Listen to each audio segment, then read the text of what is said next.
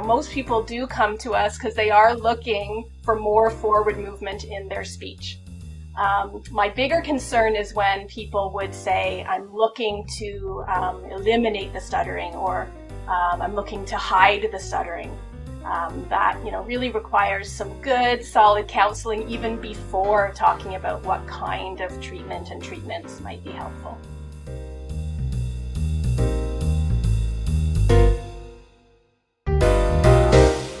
Welcome to Some Stutter Law, Newfoundland and Labrador's first podcast about living with communication disorders.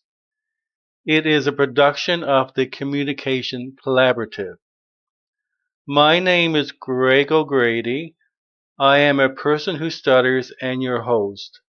Some Stutter Law aims to rebuild confidence and hope for people who live with communication differences by dismantling myths, stigma, stereotypes, and barriers. For more information about the Communication Collaborative or this podcast, you can find us at somestutterlaw.ca. If you get one thing from this podcast, we hope it's this. It's okay to stutter, and it's okay to communicate differently. It's not how we communicate that's important, it's the message that's important. Today, Some Stutter Law welcomes two speech-language pathologists from the Speech and Stuttering Institute in Toronto, Lori Scott-Sulsky and Marni Kinder. I have been involved with the Speech and Stuttering Institute as a client and as a volunteer since the mid-1980s. I'm dating myself here. I have also received treatment from Lori and Marni for my severe stuttering over these years. If anyone of our Some Stutter Law listeners are looking for exceptional speech-language pathologists, I highly recommend Lori and Marni. Now, a little about Lori and Marni. Lori is a senior clinician and subject matter expert for the Stuttering Program at the Toronto Speech and Stuttering Institute. She leads the provincial preschool fluency project and trains speech-language pathologists across Ontario. She is the co-author of the Fluency Plus program and is published in the Guitar and Macaulay's current textbook. She has dedicated her practice to stuttering for over 20 years. A little about Marni. Marni is a speech-language pathologist at the Speech and Stuttering Institute, where she has spent the past 14 years working exclusively with people who stutter in both individual and group treatment programs. She is passionate about helping her clients achieve not only fluency, but comfort and confidence to communicate in everyday speaking situations. Marni is a graduate from the University of Toronto MHS program, where she maintains an affiliation as a clinical educator to students and guest lecturer in the fluency disorders class. Marni also enjoys offering training programs and workshops to practicing speech-language pathologists on the Fluency Plus program for children and teens. So welcome Marni and Lori to Some Stutter Law. Now, for people who stutter, poor mental health is a challenge. The stuttering mentality can easily lead to spiraling into what I consider the dark rabbit hole of addictions. Sometimes people who stutter, I sense, are very reluctant to open up completely about other challenges. So what are your thoughts as speech-language pathologist meeting a client for the first time or during treatment when you sense there's something more up? Yeah, so when a client first enters treatment, definitely some of these factors can affect, first of all, whether a client seeks treatment in the first place. So a lot of people may be hesitant to even look into any kind of treatment for their stuttering if they are struggling with some of these different issues. But once they do seek treatment, I think it's important to be open about anything else that might be going on in your life. A lot of people are hesitant to talk about these things, and it might take a little bit of time to establish that, client-therapist relationship, so someone is feeling more comfortable to open up about things that are going on with them in addition to the stuttering. But it's always helpful to treat the person as a whole and look at sort of anything else that a person might be struggling with to help them in the best way possible. I would agree with all of that, especially the sentiment about treating the whole person, meeting the whole person where they are. I think for probably any communication challenge, this is true, but perhaps especially for stuttering. Really that ability to express yourself across all of the important activities of your life, really expressing who you are, is the common reason why many people reach out for help with stuttering to begin with. So I think, with time and with that building of trust, it's really valuable for me as a clinician to gain an understanding of the whole person. Sometimes, I'm no one to point the finger, but there is such a thing as treatment relapse in therapy, okay? And sometimes I view it myself as an ugly word because I'm not proud of relapsing, but what are some of the causes for treatment relapse? Sure. Okay. Greg, you have big questions right out of the gate. Okay, but I think this is a really important issue. There will be a part two. These are big questions. There's a lot of discussion recently about the terminology, relapse and recovery, and maybe it's more reminiscent to speaking about other issues like addiction. So I personally don't use relapse, but certainly we have regressions of skills. And I don't just mean the fluency skills. I mean the cognitive skills, the emotional skills. There's sort of three sets of muscles, I think, that we help our clients to exercise. One of them being certainly some of the motor speech elements of the timing of the speech movements, but that's really just the surface part. I think also those cognitive skills, how do we handle some negative thinking perhaps? How do we handle some feelings and attitudes that come along with stuttering? And building some of that emotional resilience, because life isn't easy for anyone, but certainly people with communication challenges have a special set of maybe needs in terms of looking at keeping those muscles strong. So I think when some regression happens in those skills drift. We go to the gym, we build our muscles, and we can't just let it go. We have to keep those muscles strong. So certainly this is a big issue with maintenance of speech skills, but also keeping aware and top of mind with those cognitive skills and those emotional skills as well.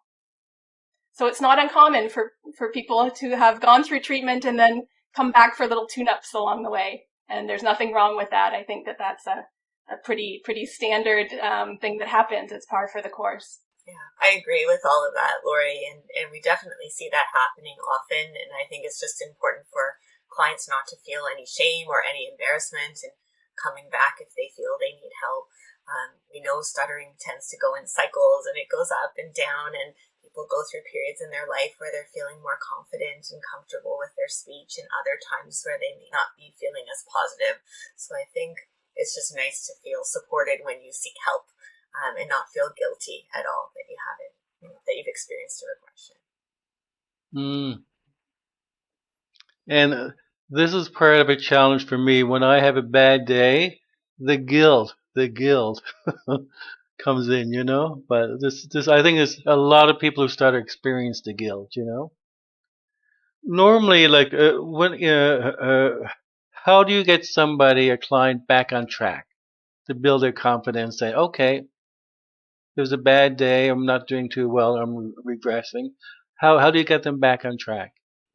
I would say usually to get somebody back on track, it starts with just being understanding and accepting of where they are in their process or their journey at that point, and then really trying to think about where they're at in terms of their skills and their mindset about their speaking, and figuring out whether they need any kind of review of the skills they've learned in therapy, or whether it's a review of the cognitive aspects and changing the mindset to a more positive shift in thinking, or maybe usually it's a bit of both, and just a lot of support along the way. It depends on the client's goals and their needs. Yeah, I would say I've been building a therapeutic muscle myself in terms of solution-focused brief therapy. I think probably this is familiar to both of you, but when we have a client who has experienced a regression and they come back to get some support, I think, first of all, I want that client to know that, that's a really important step, and I'm really happy to see them, and it's not unusual, and it's not anything to be ashamed of. It's not a failing. It's part of stuttering. Stuttering is variable. It goes up and down. But when someone comes in and says, oh, I'm not where I want to be with my speech, I think, taking that solution focus and just saying, well, what has made you reach out? What is it that you would hope to see in the future? And then we can, develop a process together in terms of what are the solutions, what's already going well. We could do more of that. And, what more could we do to get us closer to that goal that's inside of each person individually. Okay. Let's talk about the F word for a few minutes, fluency. And Marni, in your in your bio, I actually liked what you said that Marni is passionate about helping her clients achieve not only fluency but comfort and confidence to communicate in everyday speaking situations. So really, what is your definition of fluency?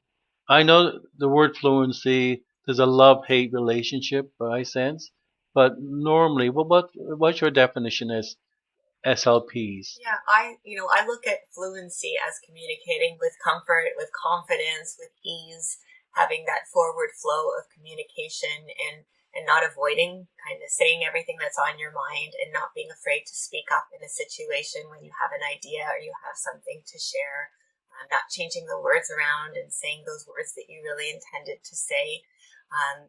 And I do think a lot of clients put a lot of pressure on themselves with the fluency. So there can be different definitions of it for sure, but the confidence, I think, is the most important thing to me. I agree with that. And I think it's something that, as colleagues, we get to talk about a lot, that some other maybe clinicians don't have that same ability to touch base and develop that definition. When I think of fluency, I think of flow. I think of full expression, expression of self, even more so than just specific to the speech itself. Really working towards just that communication mentality, like Marni was saying. So, I would hope that people wouldn't hear fluency and think perfect fluency or stutter-free, and certainly not in that category of seeking to hide stuttering in any way. It would just really be some freedom. I think freedom to express yourself fully, and achieve some, for want of a better word, that self-actualization, that full realization of who you are as a person. Speech is mechanical, but it's also our vehicle that we communicate who we are. It's how we make connections with other people.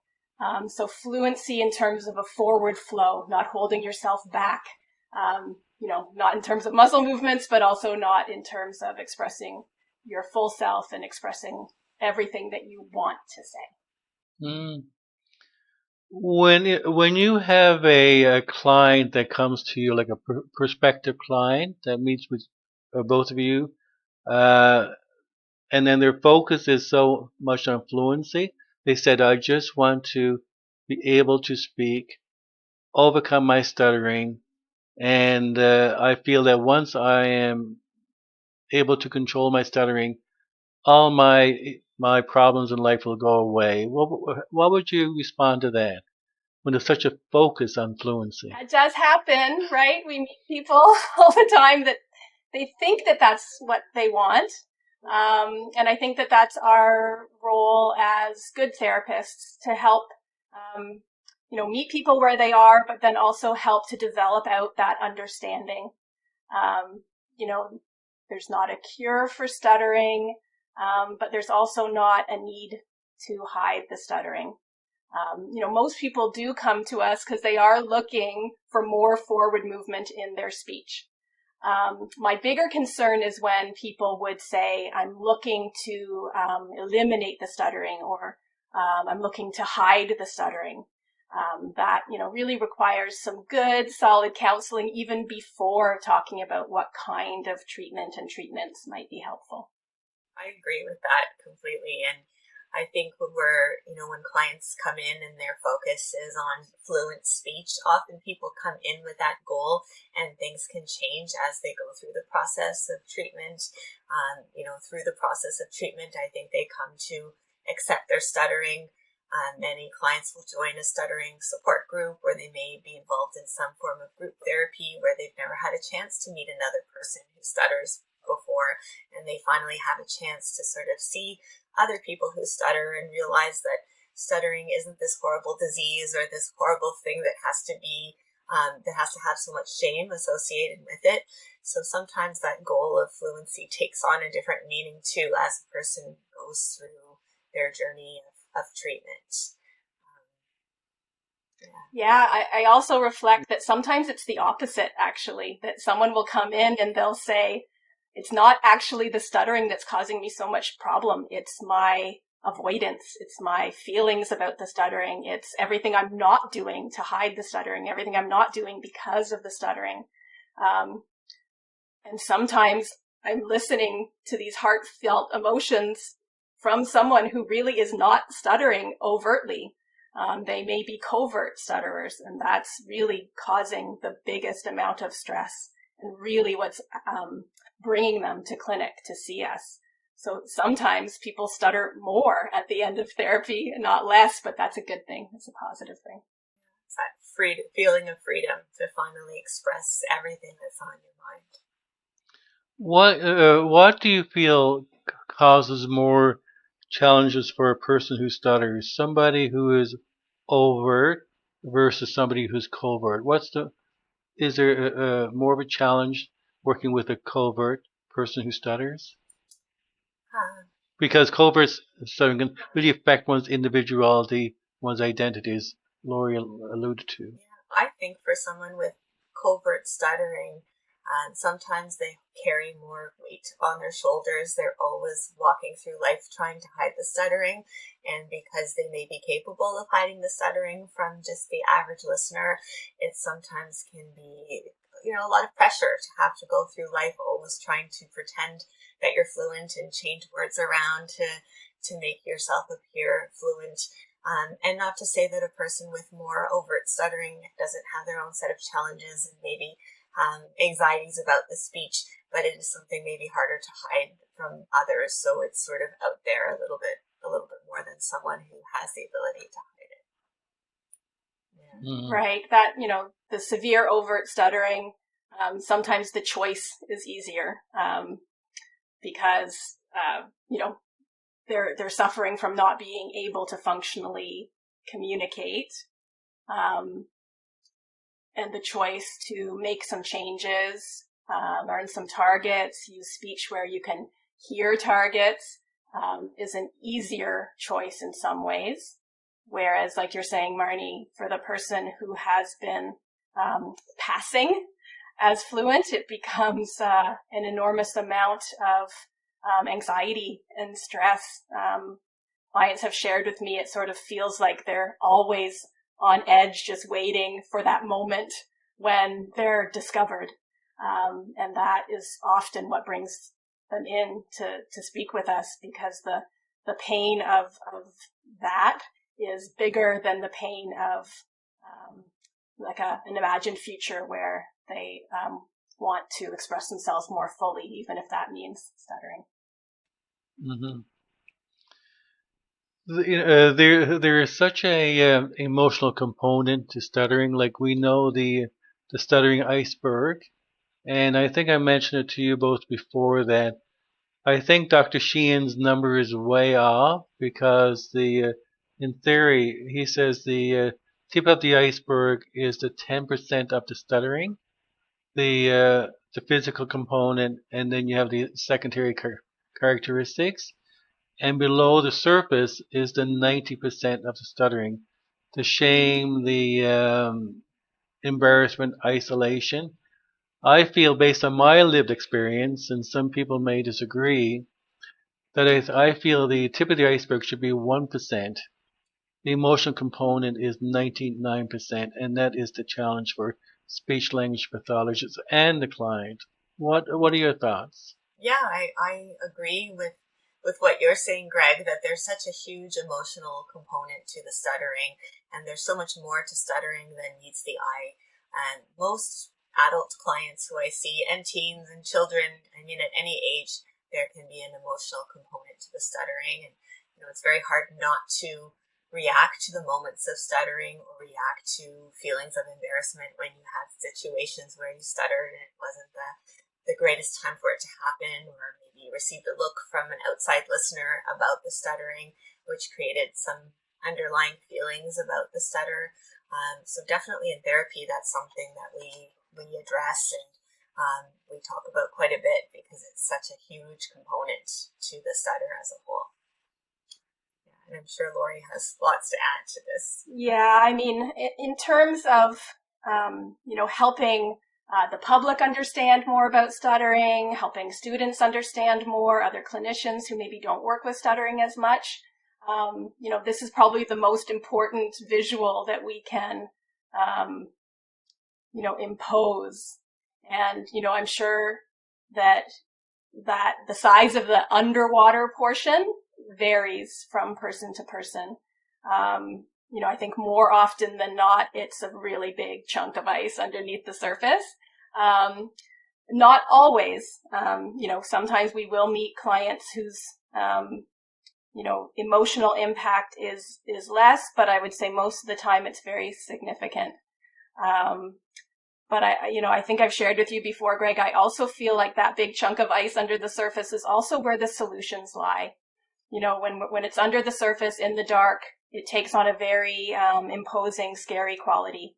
And I think some of the benefit of going through a treatment program, maybe especially a group treatment program, is where we can start to take some of those things out into the light and look at them and share them and talk about them. And that's a good first step. Mm.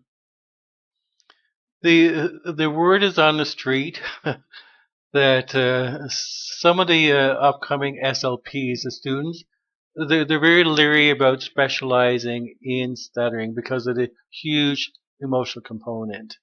Do you find that's a trend? Because the emotional component is so deep, as Lori was saying, this darkness below the surface, which I call the shadows, the secret scaries within. So why is that, do you think? Do you think there's some validity to some students who are reluctant? We have good evidence for that. I think, for professionals treating, often that will be the population they will refer out most readily, which, is not a terrible thing. If a clinician doesn't have kind of a critical mass of experience and, regular experience with treating stuttering, it probably is one of those areas. We can't say that we specialize, but certainly I think it takes, a special muscle that you develop from listening to clients and sort of being the repository of the things that are helpful and effective to know about and to be able to share. But for other clinicians, I think that's what makes, this journey so exciting, is being able to, work with people who are, really, that whole person approach. It's some speech, it's some language, it's some feelings, it's some emotions, it's different every single day. I always say to students or, younger clinicians who are sort of dipping their toe into the world of stuttering, you're never going to be bored. It's a different circus every single time. Sometimes clinicians will say to me, wow, you only treat stuttering, and you've only been treating stuttering for 20 years. Like, aren't you bored, or doesn't it become kind of rote? And I say never. I say, I'm constantly learning from clients. And now that I work more with the preschool population, working and learning from parents, it really is, it's a new and exciting challenge every time. So, I encourage people who have that inclination to learn more about stuttering and the treatment of stuttering. But certainly we know that probably the postgraduate master's programs are not sufficient, to graduate confident clinicians, which is why we're so excited to be able to provide ongoing continuing education in stuttering for treatment of adolescents and adults, and also for treatment of preschoolers and school-age children as well. I agree, Lori. It just never gets boring, and people do ask that. Why, how can you work with people who stutter all day and teach the same techniques? But every client we meet is so different, and they all come in with a different set of attitudes and emotions. And for me, that's the part that I like about it so much. So I guess it's really just a matter of what you're comfortable with and learning by experience too. It's clients like you, Greg, that have taught us so much, and we just learn from every person that we meet and learn about what's under the iceberg and how to address it. And that's the part that I always find so fascinating. It keeps things interesting. See, I feel, based on my own lived experience as a person who stutters, and for some reason or another, I never thought of this, but people who stutter, there's grief. There's a grieving process. Once you really get in touch with the below the surface, there's a lot of grief there. So I sense that, I've talked to a lot of people who stutter. Some people who stutter are not even aware of this, that below the surface, you have all these feelings, but it's also related to the grief. And I feel some people who stutter are afraid to even touch that, even go there. And do you both bring this up, like grief? Do you actually use the word grief in your discussions, treatment? I don't personally use the word grief when it comes to stuttering, because I think sometimes it implies that stuttering is this sort of horrible disease, and we want to look at it in a different light. But I do think some clients come into treatment, just like you said, Greg, where they're sort of grieving some of the losses associated with their stuttering. Often they come in feeling like they've missed job opportunities or didn't pursue certain academic experiences in life because of stuttering. So it's definitely quite common for people to feel that. But it's something we address in therapy, and we talk about how you can't obviously change the past and you can't go back and change what happened, but you can change the future and empower people to feel that they can change their life going forward. Make sure that they don't let stuttering impact their future decisions. Sometimes people will go back to school after pursuing a treatment program and decide, I'm going to go after this job that I really wanted, or I turned down this senior position even though everyone at work was telling me to go after it. I didn't think I could do it, and now they feel empowered to go and do that. So there could be a sense of grief and hopefully a sense of empowerment once they learn to address some of the under the iceberg feelings. Yeah, I'm reflecting a lot on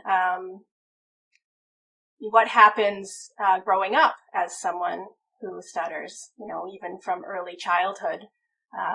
Working with adults, we often come to the point where, we have the privilege of hearing some of those true reflections, maybe reflecting that growing up, being younger and stuttering wasn't as painful or bringing up as much grief as perhaps, just the feeling that there was something bad or something wrong about the stuttering, or the feeling that it wasn't something that could be discussed in their home with their parents.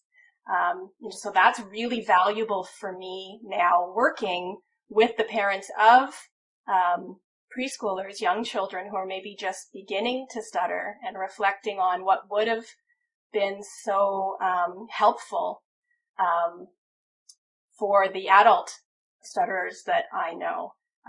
Not having to carry that weight of it's something wrong or something that I feel guilty or my parents aren't happy about or that we can't discuss. So that really helps me to pass on that helpful perspective to parents and really help them to understand that, for their little people who are maybe just beginning to stutter, we really want to prioritize communication and valuing, what your little person is saying, much more than how they're saying it, to really promote those healthy attitudes and keep those little people happy and healthy communicators, so they don't maybe have to grow up, looking back and feeling that sense of grief that it was something that's so heavy that they had to carry.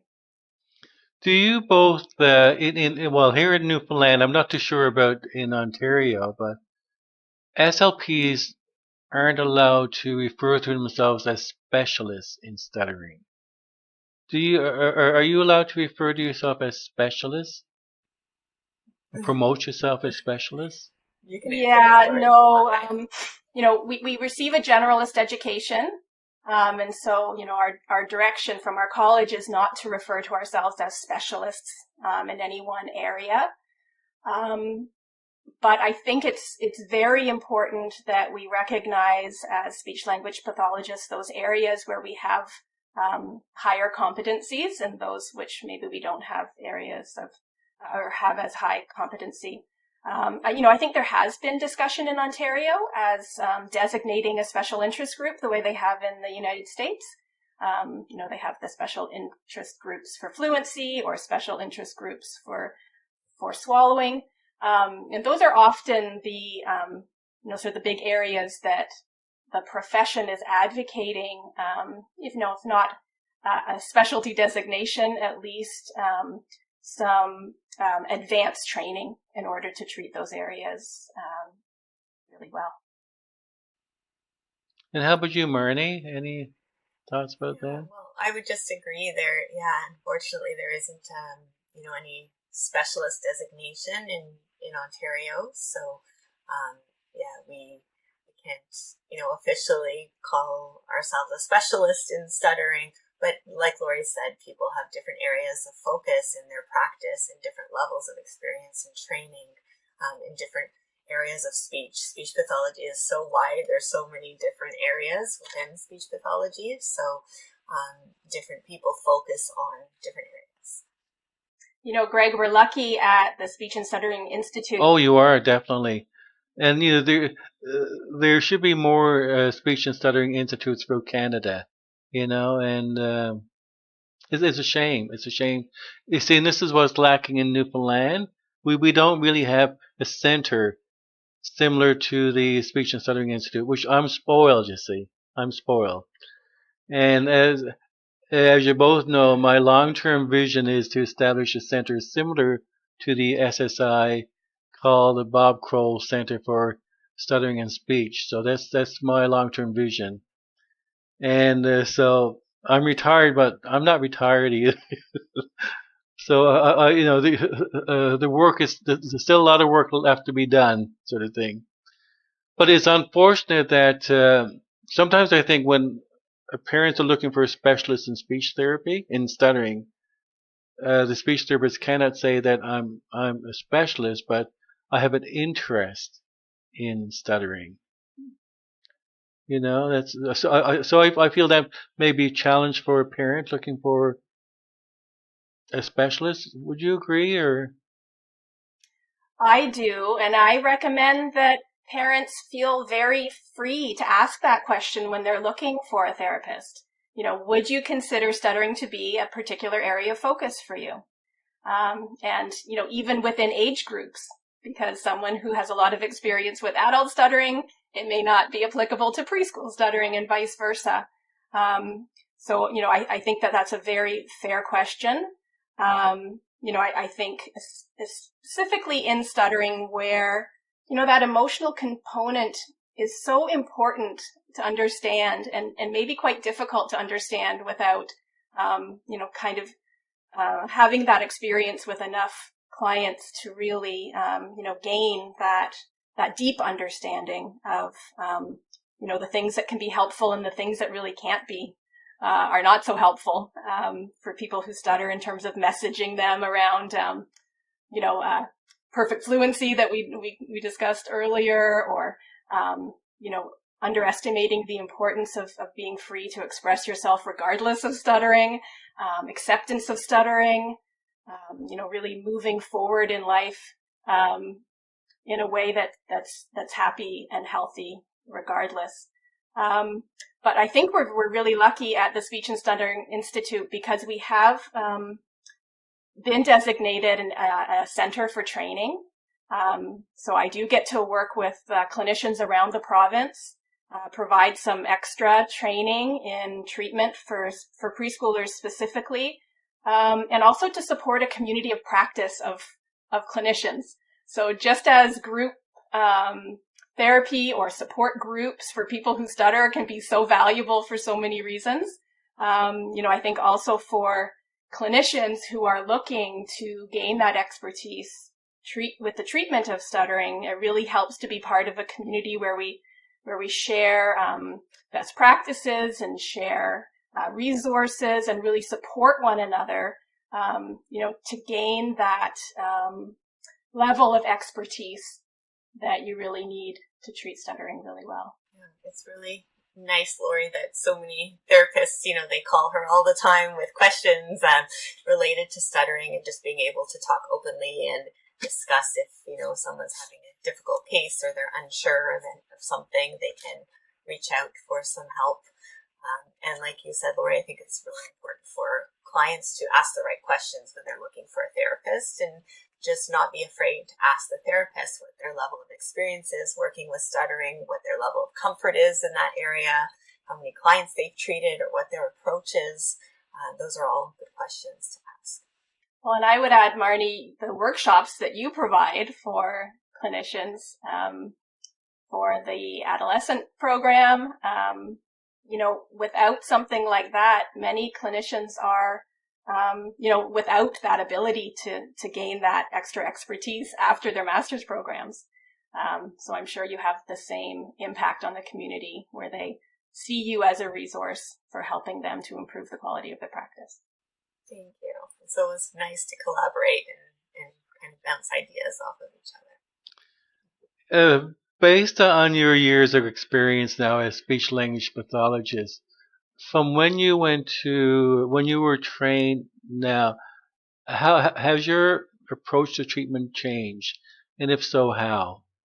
Based on your earlier training to today.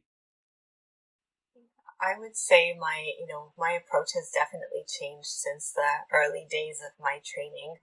I think, you know, there's definitely a bigger emphasis now on sort of the psychological aspects of the stuttering and addressing the emotional component to stuttering. You know, way back when the fluency program was first established at, you know, the Stuttering Center before it became the Speech and Stuttering Institute, you know, the approach was more about fluency shaping and just addressing the actual physical component to the stuttering and improving the fluency. But over the years, it was sort of discovered that wasn't really enough. And that's when Lori and Dr. Kroll created the Fluency Plus program, with the plus sort of aspect of the program meant to address all of the cognitive aspects of the stuttering and all of the issues beneath the surface of the iceberg. And that's one thing I think that has changed in my practice a lot over the years. I definitely spend more time addressing that, working on feelings and emotions and challenging negative thoughts about the speech. I'm sure, Lori, does that come up a lot with your clients as well and the little people too? Yeah, I mean, I think there's an analogy there. For a long time, the treatment of preschoolers was indirect. And then, about 25 years ago, the Lidcombe program came into effect, which is a much more behavioral approach. And now the pendulum swings back again, and there's a lot more interest and emphasis included in our kind of treatment options that are really recognizing the importance of instilling, maintaining the healthy communication attitudes, right from the very earliest stages. I had a great experience in October participating in a symposium put on as the Croatia Clinical Symposium, fifth one, put on by the Australian Stuttering Research Centre, headed by Dr. Mark Onslow. Greg, I think you had an opportunity to speak with him. But it really brought the international community of clinicians who were really interested in, maximizing the effectiveness of treatment for preschoolers, and a special emphasis on the importance of mental health, recognizing that many adults who stutter will experience mental health issues, and that while we don't believe that little people are stuttering because of mental health problems, they can certainly begin to develop them quite early. Even very little people can have strong emotional reactions to some of the early fear conditioning that might be happening or social rejections that might be happening. So as clinicians treating preschoolers, how important it is to be aware of that and help parents to safeguard our little people. Many of the preschoolers who begin to stutter will resolve either spontaneously or with treatment, but some will not. And we have to make sure that we're instilling good communication attitudes right from the very beginning to prevent those mental health issues from becoming problematic. It's interesting, Lori, that when you mentioned Dr. Onslow, he was an excellent guest. I learned a lot having him as a guest, but he talked at length about SAD, social anxiety disorder, and social anxiety disorder can be a debilitating condition. And I mean, with me as a person who stutters, I've always associated. I've always been anxious. It's almost like my best bedfellow, because it's just a natural component of stuttering. But what are your thoughts about social anxiety disorder in terms of it can be so debilitating? Right. Well, and again, I think, the population of people who stutter is heterogeneous. There are certainly some clients who that's a very prominent and forefront area of concern, and for others, not so much so. But I think that what we're learning more and more, and we're being helped to understand through research, is that it's quite common, quite prevalent in adults who stutter, and really there needs to be an informed and responsible approach. There are some aspects of those emotional components, those anxiety components that, we are well poised as speech-language pathologists with good experience with people who stutter. And then there are times when we really need to realize that we're out of our scope of practice. It's beyond the scope of our practice, and need to be able to refer out to really good mental health supports. But recognizing that it's on the radar for many people is really important, I think, as clinicians, and being willing to go there. You know, some clinicians might say, "Oh, I'm a speech pathologist. I don't do that mental health stuff." But I mean, I think we have to be willing to go there, to even look for where that referral might be important, and and also to recognize how how well poised we are sometimes to really understand what could be going on. Let clients know they're not the only ones that are having those struggles and those feelings, and being able to support them all the way through to finding the ultimate solutions. Yeah. I find often in treatment, I'll be working with the client and also working with a therapist, in addition to seeing a client for speech therapy, where they might be addressing more of the emotional aspect of the stuttering, or some of the social anxiety that could even be separate from the stuttering. Often in therapy, we're addressing the social anxiety aspect if it comes up, because many people who stutter are anxious in social situations about the speaking, or about the fear of judgment from their listener, or what people will think if they do stutter. So there's a lot of work on challenging negative thoughts about speaking, and there is a program, an online-based program that was developed by the Australian Stuttering Treatment Centre, and they have an iGlead program that many of my clients have tried out, which is also addressing that social anxiety. I don't know if you've seen that, Greg, but it's a really great program to address sort of the social anxiety. And that's available free of charge online, yeah, to anyone who would like to access it. Yeah, it's I think any person can sign up for 5 months for free, and it's sort of self-directed therapy, challenging negative thoughts about the speech and addressing any sort of social anxiety aspects of the stuttering. So a lot of clients are doing this sort of paired with their speech therapy to address some of the thoughts that go along with the stuttering.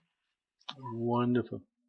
So so Lori and Marni, so if some of our listeners are interested in looking into the iGlead, they just contact the Australian Centre for Stuttering. Yeah, the Australian Stuttering Research Centre. Okay, thank you. They have a great website. They have many great resources, and there's a link right on the website to the iGlead program. When you both just listening to you both about working with other specialists, it reminds me of the old African proverb. It takes a village to care for a child, and I also support that, because I feel, to reframe it for people who stutter, it really takes a care team to support people who stutter, and this is where, like, sometimes I think we put so much pressure on you as SLPs that it's not fair to you, because we all know that SLPs are limited in their scope of knowledge. But when do you decide to refer to an outside partner, like a psychiatrist, and if and I'm sure you've worked with an outside partner before, but does that work, or well, first of all, when do you feel it's necessary to involve somebody else? Marni, I think you have experience with this more recently, yeah? Yeah, well, definitely, I think it depends on the individual, and it really depends on the client and their specific needs. Sometimes the difficulties they're experiencing can be addressed in speech therapy alone. Sometimes a client is struggling with anxiety that kind of extends beyond the scope of speech therapy, and they might, I might refer them on to another professional, like a psychologist or a social worker or a psychotherapist, that might be able to help address some of the other difficulties a person is experiencing in their life at that time. Sometimes, the two kind of can go hand in hand. So sometimes when a person is struggling with other things going on in their life, they're experiencing more tension in their body overall, and it's harder to coordinate all those muscles they're using for speaking and focus on strategies they've been learning in therapy. And so the two kind of interact with each other. So sometimes I do speak with the therapist and we talk a little bit about what somebody has been working on in their speech therapy, and they might address some of the psychological aspects of things, and we kind of work collaboratively to support that client the best way that we can. Yeah, and sometimes the timing of the referral is important. You know, we go through an extensive intake process and evaluation process to assess readiness for therapy, readiness to benefit from therapy. And, you know, often, you know, anxieties and speech anxieties are definitely part of that assessment, but we, you know, we might realize at that point that it's paramount, and perhaps accessing some mental health supports will make the client more ready to then benefit from treatment. And then at other times we might not, you know, fully understand the extent of the limitation of those mental health issues until we've sort of started some treatment and we've developed a little bit more of that trust relationship. So I think there's nothing wrong with continually assessing that through the process of intervention and being willing to say, you know, this is a speech restructuring program, but also a cognitive restructuring program. So we are going to look at these issues and these feelings and challenging some of these limiting beliefs and negative thoughts. And, you know, the extensive transfer process can be very empowering for people. Being involved in an intensive group therapy can be very healing and empowering. But I think we always have to be willing to continually assess, you know, is this, are the mental health needs beyond what we can address within the scope of this program? And, you know, really, like Marni's saying, would, you know, a co-treatment situation be helpful? You know, I've definitely had mental health professionals, you know, ask me for a consult, ask me to consult on what, I might be able to provide in terms of, you know, what we understand about the anxieties that are specific to stuttering and living as someone who stutters. And, you know, being able to incorporate that. It's hard sometimes to find, perhaps a psychologist or a psychiatrist who has extensive, experience with stuttering. So sometimes we can support, that process by being part of the team.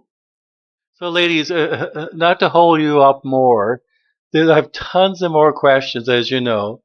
But would you be willing to come back for part 2 in a few months' time? Sure. Anything for you, Greg? Yes, we'd be happy to, Greg. Oh, thanks a lot. So, ladies, do you have any last words to share about for people who stutter? And do you want to give a shout out to the Speech and Stuttering Institute? Any shout out for the Speech and Stuttering Institute? Well, I mean, I'm listening to us share, you know, these thoughts that we have, you know, and Marni and I have a lot of opportunity to talk with one another and support one another. But at the same time, I can hear Bob Kroll's voice echoing behind almost everything that we're saying today. So, you know, I do want to acknowledge how lucky we are to have been clinicians that have come up at a time when we had the benefit of his mentorship and leadership and friendship. And, you know, also recognizing that, you know, the Speech and Stuttering Institute is a very special place to work. And we're very lucky to have that support behind us. And Greg, I just want to say to you, I'm so impressed, and I really want to support what you're doing. I think this podcast is helpful.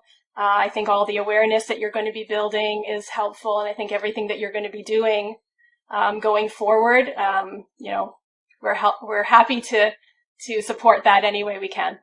I echo what Lori said, and Greg, thank you so much for inviting us to join you on this podcast.